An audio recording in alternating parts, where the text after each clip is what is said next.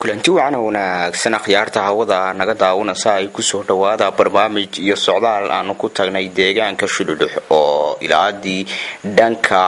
galbeed ka xiga degmada widhwidh in ka badan 18 kiiloomitir. deegaankani ayaa waxa uu yahay deegaan dhul reer guuraa ah waxaana ku tagnay safar gaaban anigoo Abdi ayaa barnaamijkan idin soo diyaariyay waxaad arki doontaan muuqaalka guud ee deegaankani. xilligani waa barwaaqo hase ahaatee deegaankaas waa deegaan buuraley ah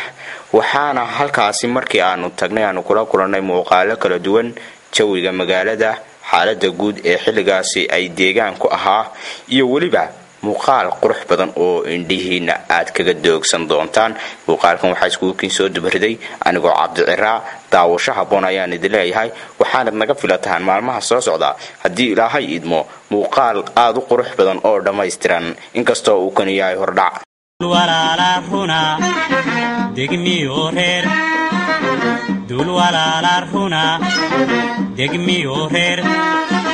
dabciyo din wadaaga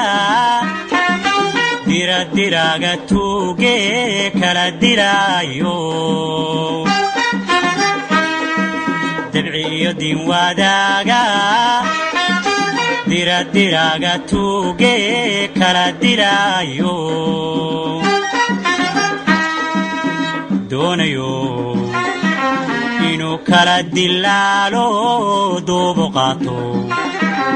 doonayo inuu kala dilaalo doobo qaato wadalkaagii doqoniyoho wadadkaagii dabalyoho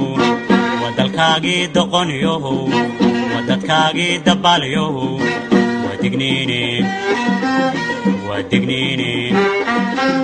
wadigniine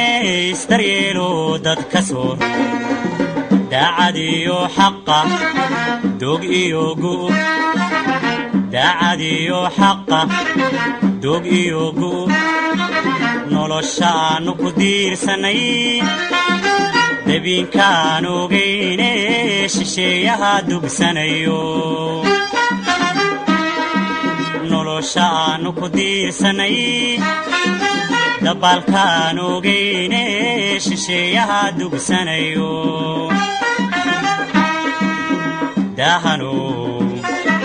darartaanu maalay barya ka doorto dahano darartaanu maalay barya ka doorto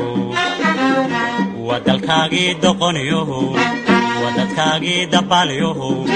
wadalkaagii doqoniyoho